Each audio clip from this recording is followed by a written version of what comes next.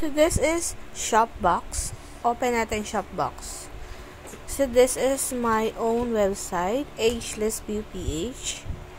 As you can see, meron tayong isang orders. Store views is 15, product views is 10. Bali, itong aking website is nakakonect siya sa aking messenger sa Facebook ko, and nakakonect din siya sa aking page. How? Meron ditong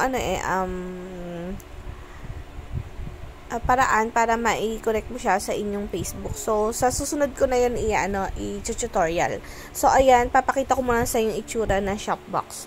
Meron siyang, ayan, account na kasulat sa baba. Open natin account. So, ayan, may profile, team settings, guide, support, share this app, log out. So, ayan, ito naman yung products. Open natin. So, ito yung mga categories.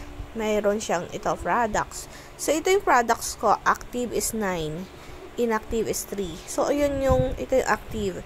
Ayan yung mga products na binibenta ko dito sa aking own website. So, 3 yung sold out na inactive ko. So, ayan. Kitang-kita nyo, diba, mga kamima? Ang ganda niya. So, open natin store. Store. Ayan. O, diba? May payments siya and delivery. Ang kaibahan lang dito, mga kamima, sa Shopee, sa TikTok and Lazada is ikaw yung mismong mag-drop off ng products mo. Pares lang din, may drop off din naman sila, diba? Pero yung shipping fee, ikaw yung magdi-decide, maglalagay. So, dapat makipag-order ka muna sa courier na gusto mo para alam mo kung magkano talaga yung dapat na shipping fee na ilalagay mo dito. Kasi, ikaw yung magkukontrol ng shipping fee dito eh.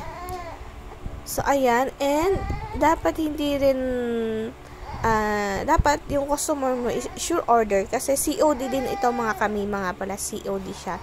So, dapat sure buyer yung customer kasi yun ang problema natin, mga seller pag yung item natin is bumabalik sa atin, lugi tayo, diba? Same lang naman, ganun din.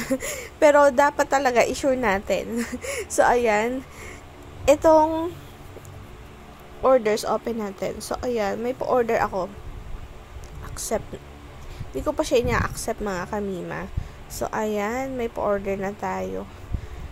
So, ako, mamaya pupunta ako sa JNT, makikipag-order dito ako sa kanila para sila yung courier na napili ko. So, punta tayo sa home. Ayan, ganyan yung itsura niya, mga kamima. Ayan. So, pag may order sa akin, ang gagawin ko na lang is ibibigay ko na lang tong link ng aking pinakang website para dito na sila o-order direct sa akin. Kasi, it's time to make our own website, lalo na humihingi na ng BIR si Shopee, TikTok, Lazada. Medyo mahirap i-provide yun kasi maraming requirements. And, ang laki na din ng interest niya. Kasi sa ngayon, 9.3 na yung interest ni Shopee.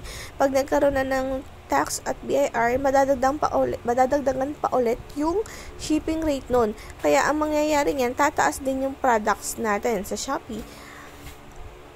Parang hindi na siya afford ng customer. Tapos, ang laki din ng bawas sa seller. Sa tingin niyo, mga kamima, diba? Ganun talaga mangyayari. So, ayan. If interested ka dito sa Shopbox, is comment below para gagawa ko ng mga tutorial para dito. And sa mga gusto naman umorder sa amin, you can check the link na ipapasa ko sa inyo para direct na kayo dito. Don't forget to follow and subscribe.